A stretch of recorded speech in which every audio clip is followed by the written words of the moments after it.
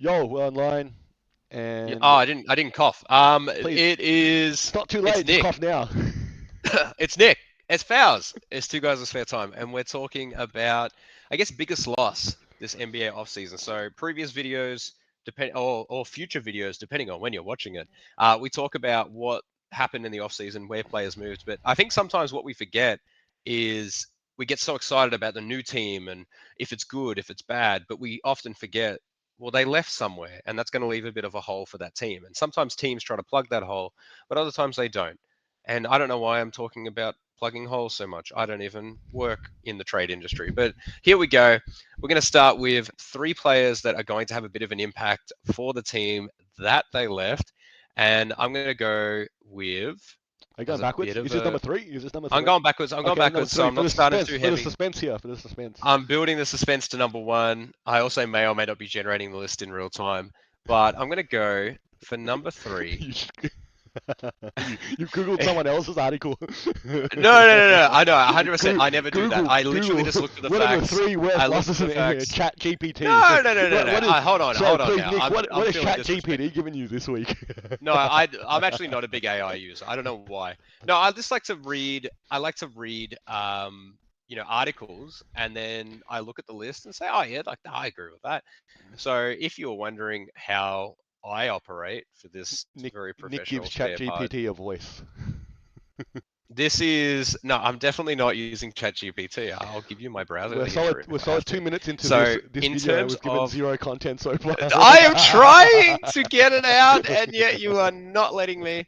In terms of some departures, I'm currently using an NBA.com that's got a really nice Okay, Nick list. has not done So I'm his going homework. This is through it. what's going on here. I see what's going on. This happens from time to time. It really Yeah. does. Um, I do. You know what? Like life's hard sometimes. Life's hard. This stuff. All right, this is the name, and I had to rejig it because I actually had it and then I lost it. Number three is Derek Jones Jr., who left the Dallas Mavericks on a relatively reasonable contract for the Clippers. I think he's there for 3 years, 30 million. I know that Dallas had their eyes set on Klay Thompson. That's probably the rationale behind the money.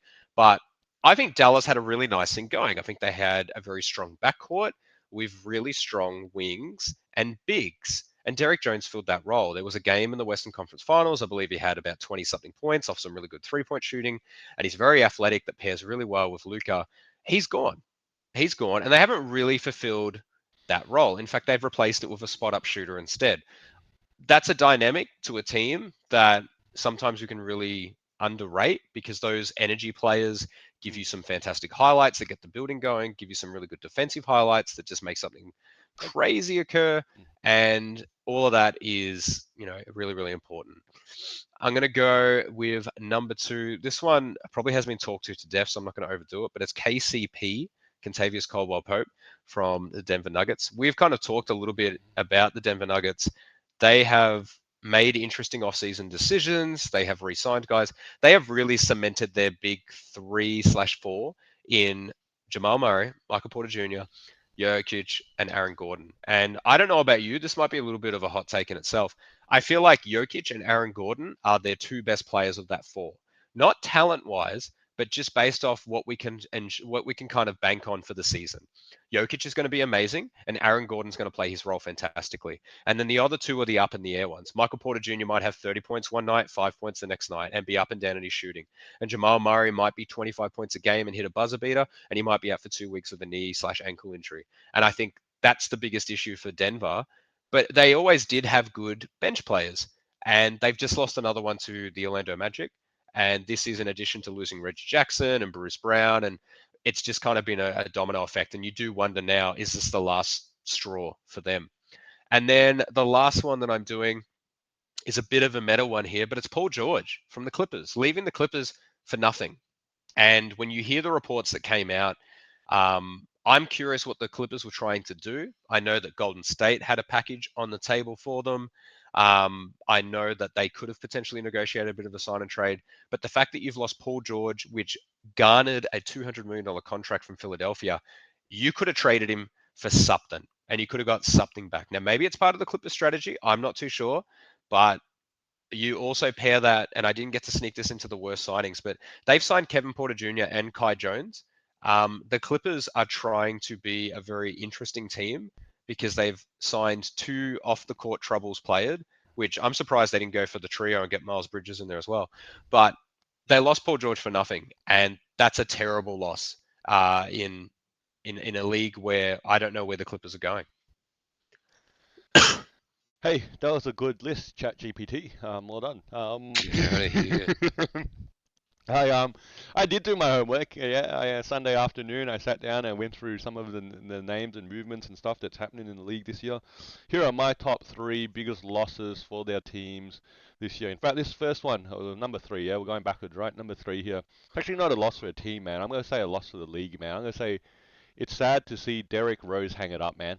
Derrick Rose is a loss for the league because this guy, man, was man, maybe this makes us feel old. Isn't that what it is? Yeah, we talked about Luca and Yeah, Trey that's year a whole other seven. segment. Yeah, and maybe, we talked about, we had a few messages back and forth about how a lot of players that we used to grow up watching, are now sort of, no longer in their prime or hanging it up like D Rose, yeah. And D Rose, man, youngest league MVP at 22, injuries, came back, had that 50 game with T Wolves, and then sort of just sat on the bench a little bit here and there, just played that sort of role.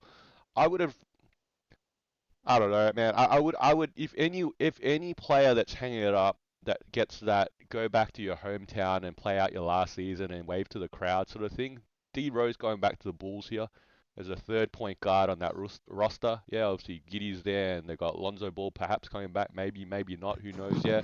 All right, but D Rose there just to go there and wave to the fans for one more year and give him a veteran's minimum. I would totally subscribe to that. And I think obviously, D Rose now done. I think all the Bulls are done. You know what? I think Taj Gibson is still trying to, you know, still trying to get some spot somewhere here and there. Still, yeah. But that whole era of the Bulls' last window of success, really, man, when they were a conference finalist and sort of going up against the Cavs, LeBron's Cavs and PG Pacers, man. Sorry, you would like to have your hand up. Do you have a I question, just sir? I didn't want to cut you off, It's but okay, Taj mate. Gibson, you mentioned him, and I was literally scrolling through this list. Yeah. He is a Charlotte Hornet this year, Has he so got a he is guaranteed hanging on. contract though? I'm not sure if he's got a guaranteed contract though, but It yeah. is a 1 year deal, Okay. and in terms of the specifics of it, because I'm on NBA.com, despite what you think, it doesn't tell me anything more specific. But he's still going, Look, so I'm sure he still has locker we room still have a value, man. connection Taj Gibson still has a locker room since day one. value there. But yeah, the rest of that team, man. I saw this photo, I think, of him, Taj Gibson, Derrick Rose, Law Dang, and Joakim Noah, man. Those were the four Mm. key players of that Bulls team that was had the sky was the ceiling, right? Until obviously he blew his knee out, couple of trades here and there and different things that happened in the league just continue to shift, right? Man, that was an enjoyable time, man. That was an enjoyable time, man. That was I did enjoy that era of NBA basketball. Number two, I talked about this guy a bit already. I don't want to harp on about too much more, but I do think he is a huge loss for the New York Knicks. Is Dante DiVincenzo? Yeah, man. I guess I talked about it before that he's just a cold-blooded shooter, right? And the fact that they traded him as a sort of a second piece here for. I would rather the Knicks. I don't know what draft picks they had, but I'd rather they would have thrown in more draft picks and gone full win mode here and kept DiVincenzo and added Cat. Okay, or whatever they needed to do to make the salaries match. I know there's a lot of complexities to pull off a trade in the NBA nowadays. I get it. Okay, I get it. But I think this kid was a kid that you try and keep it by all means possible for these attributes. So I don't know. I think it's a huge loss for the Knicks there. Look, again, we sort of said we'll see how this one plays out, right, over the course of the season. My last one here, man. We haven't talked about this kid yet. I don't know what you think, man, of how his career will play out, man. But I'm going to pitch this. This is the worst loss for the Washington Wizards is the fact that they gave up on Danny Advajar. Yeah. I think Danny Advajar could have been a core piece of their future, or they could have held him a bit longer and perhaps got more for him. All right, what they got for him, and now is with the Blazers, obviously. I think is a real sell way too low situation for the Wizards here. And I know the Wizards are in rebuilding mode, the Blazers are in rebuilding mode too. I feel that Denny Advajar at the Blazers right now could have a real breakout season, hopefully really solidify his value in the league, And look, I don't know whether the Blazers then move on from him because they're looking for something else again. Okay, that's fair enough. That's how the league goes, man. All right, but from the Wizards' perspective, what they got for him in return was peanuts. I think they should have probably held on to him a little bit longer. I like that one. I'm glad that our list was different too. I've just pulled up the trade because I was curious to remind myself.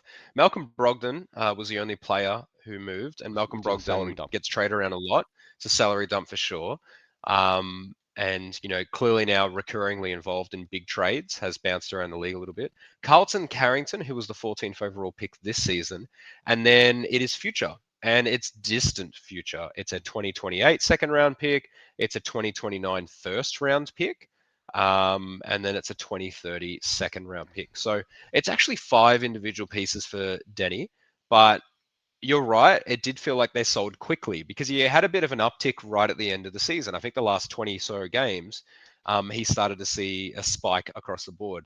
In fact, if you're a fantasy owner, you would have seen his name pop up because he started to do really good things for Washington. Mm-mm. Now, they sold on him then. I don't think it's a terrible return, but also, where do you think his ceiling is? Do you think that he's a guy that could turn into a 25 and 5 sort of guy? Do you think that he's a Mikal Bridges esque player on a really good team? What do you feel like the potential the Wizards have tapped out on? I think can be a core piece in a team that is successful. I'm not saying a number one option. I'm not saying Denny Mm. Avdija is an all-star, is going to average 20 and 10. I'm not saying that. But I'm saying for a team that is, if you've got him up right now, how old is he? Yeah, is he like 23 or something like that? 23, 24? He is young. I'll get the Okay. age. Just keep talking. Is that he's still at a point where he's still improving. He's not at his prime yet, okay? And that he could be a solid third option, okay, or even fourth option on a team that you don't give up on him at this point yet. That's what I'm saying. But too often I think sometimes teams, at least from our perspective, we look at them and they go, here's a proven production player. Yeah, that's already been in the league, a handful of years, and then now you're taking swings for the fences with draft picks, and what might that land into, and that might land into something that's worth your while. Often doesn't. That's the point. So 23 years old for Denny, and fortunately, this is probably where AI is playing into it. One of the websites that's popped up just in my suggested kind of compares him to Nicholas Batum, which I actually really do like as a comparison there. I think that probably is the role you think of. And Nicholas Batum, if people forget, really important role probably on those Portland Trailblazers teams back in the early teens. And yeah, I could see him doing that. I I probably not. I would probably wouldn't put it as number one, but that's okay. That's why people have opinions and they differ, and you can respectfully get along with people when they don't agree with what you say on the internet. And this is like my ethics lesson that's snuck into our pod. So well done.